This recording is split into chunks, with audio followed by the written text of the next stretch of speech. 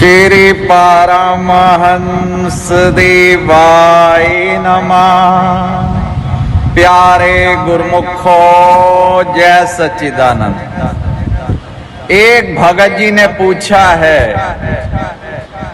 क्या वरदान और श्राप प्रभावकारी होते हैं? भगत जी, ये तो अपनी अपनी आस्था, अपने अपने विश्वास पर निर्भर करता है।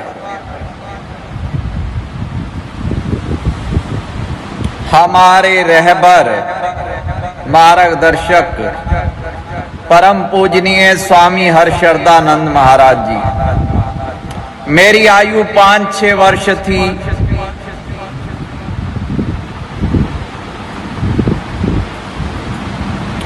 भजन और सत्संग आरंभ करवाया।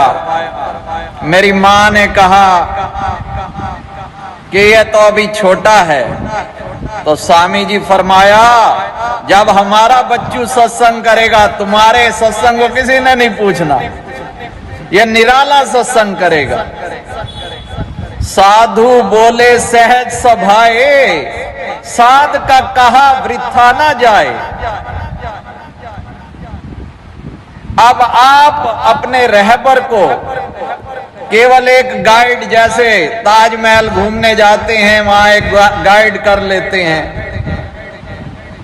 आनंदपुर भाई चलो हमारे को कमरे दिलवा देंगे, मत्था टिकवा देंगे, वहां तक सीमित रखते हो उनका दर्जा। या अगर हम गुरु महाराज जी को भगवान माने और मार्गदर्शक गुरु जो भगवान से मिलाने वाले हैं, वो रहबर, वो मार्गदर्शक, उनका दर्जा भगवान से भी ऊंचा कहा गया। फिर प्राण प्रीतम पंचम पाशे भगवान जी, मेरी बड़ी लगन थी कंप्यूटर कोर्स की। उन दिनों हर जगह नहीं थे, बेंगलोर में शुरू में आरंभ हुए, तो भगवान जी ने मना कर दिया, हम अपना कोर्स करवाएंगे, भक्ति का कोर्स कर, ये सारी चीजें तुझे अपने आप आ जाएंगी, सारी विद्याएं। तो वो चमत्कार बिना कोई कोर्स किए कंप्यूटर में कोई भी टेक्नोलॉजी हो, भगवान जी का वो जो वरदान है,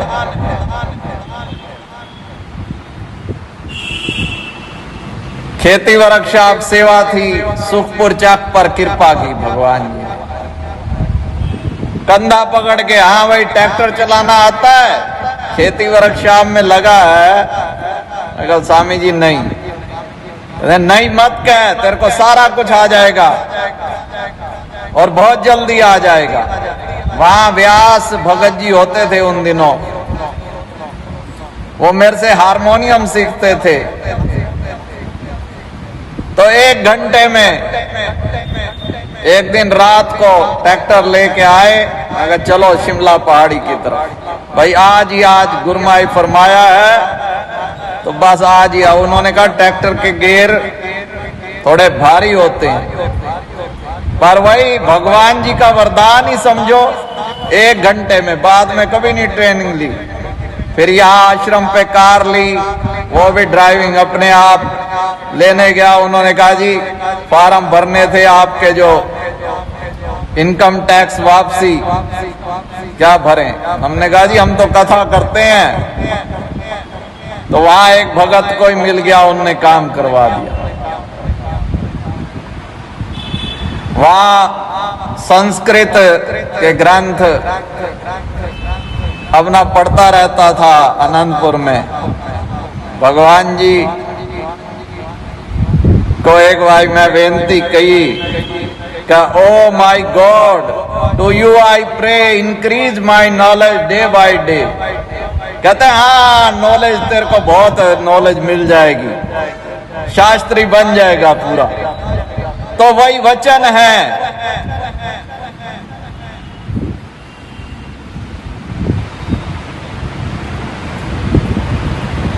वो कहते हैं अंधे को देखने के लिए शक्ति दे देते हैं। पंगु जो होता है वो गिरी लांग जाता है, जिस पर माधव की कृपा हो जाए।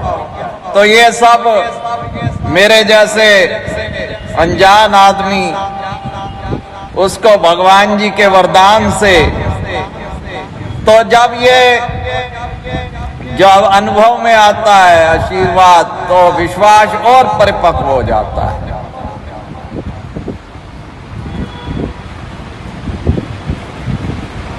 अब एक होता है वरदान, श्राप, ये तो सिर्फ अवतारी महापुरुष ही दे सकते हैं।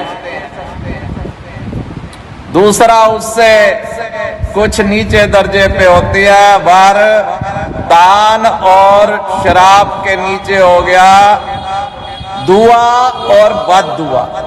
आप कहेंगे ये दोनों एक चीजें, नहीं। वरदान तो जैसे राजा है, वो किसी को भी किसी पद पे नियुक्त कर दे, सामर्थ्यवान है, सामर्थ्यवान है, वरदान श्राप दे सकता है। दुआ जो है समझो सिफारिश करता है कोई, उनका नजदीकी है राजा साहब का, वो दुआ करता है, प्रार्थना करता है, सिफारिश करता है। पर ऐसा नहीं है कि ले भाई कोई भेड़ चराने वाला हो उसको अकाउंटेंट बना दो जी राजा साहब, राजा भी देखेगा। ऐसे तो रोज लोग प्रार्थना करते हैं जिनसे द्वेष होता है कि इनका बेड़ा गर्क हो जाए, गालियां देते हैं, वो क्यों नहीं हो जाते। फिर होता है शुभ कामना, वो हम जैसे सामान्य लोग जैसे हर त्योहार पे एक दूसरे के लिए शुभ कामना करते हैं। तो हमें अपने अंदर झांकना है कि हमारी श्रद्धा कितनी है, भावना कितनी है। कई लोग अब देवी देवता को मानते ही नहीं है, तो उनके वरदान श्राप को क्या मानेंगे। हमारी श्रद्धा संतों के प्रति कितनी है। अब जैसे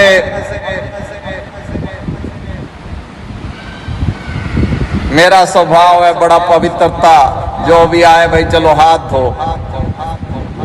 अब मैं उसको सही भी ठहराऊंगा, बार बार भाई हाथ धोने के कई लाभ हैं।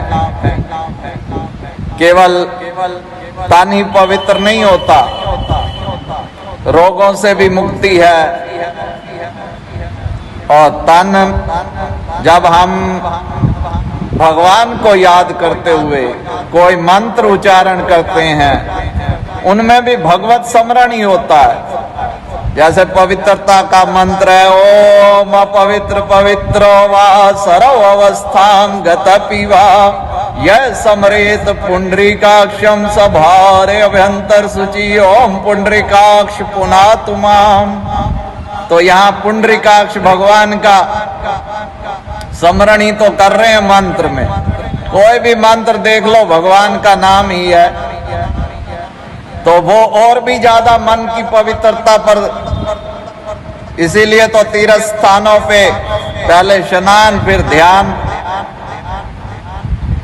अब कई लोग कहते हैं जी मन चंगा तो कठौती में गंगा। भाई ठीक है, तेरी जैसी भावना है। अगर मान लो कोई व्यक्ति आपके हाथ धोने से प्रसन्न हो जाता है, दूसरे को प्रसन्न करने का पुण्य भी मिलता है। और अगर संत आज्ञा हो जाए, अब संतों पे आपकी आस्था हो, फिर तो संत अगर प्रसन्न हो गए और संत आज्ञा से आपने हाथ धो लिए, तो फिर तो मंगल ही मंगल है, कल्याण ही कल्याण है। तो अब आशीर्वाद अपने आप निकलता है। फिर एक बारी प्राण प्रीतम पंचम पाशाही भगवान जी से प्रेमी महात्मा जी ने बेनती की, श्री अनंतपुर से कुछ प्रेमी आए थे और बेनती की, भाई अनंतपुर वाले दंडवत प्रणाम चरणों में। तो आशीर्वाद दो भगवान जी। तो भगवान जी फरमाया आशीर्वाद तो किसी की सिफारिश से थोड़ा ही, हमारा आशीर्वाद तो सदैव है ही, हृदय से निकलता है आशीर्वाद। तो जब हम आशीर्वाद प्राप्त करने वाले काम करेंगे तो हृदय से, गुरु जी की कृपा सब पर भारी, जो समझे वो है अधिकारी। तो भगत जी अगर वरदान प्राप्त करना चाहते हो तो पूरी श्रद्धा रखो, विश्वास रखो। ये दरबार तो ऐसा है कि वो एक दोहा बोलते हैं महात्मा लोग कि तुझे देते नहीं देखा मगर झोली भरी देखी। यहाँ तो कल्प वृक्ष है, चाहे भौतिक चीज हो चाहे संसारी भी कोई शौक था, जैसे मैंने अर्ज किया कंप्यूटर कोर्स का था, तो बस भगवान जी पे विश्वास था। बचपन से यही संस्कार विरासत में मिले हैं कि भाई हर इच्छा पूरी होती है, पर संसारी चीजें मांगना वो नादानी है। भगवान जी से अगर भगवान जी को ही मांग लेंगे तो सब कुछ हमारा हो जाएगा। श्री परमहंस शरणम गच्छामि।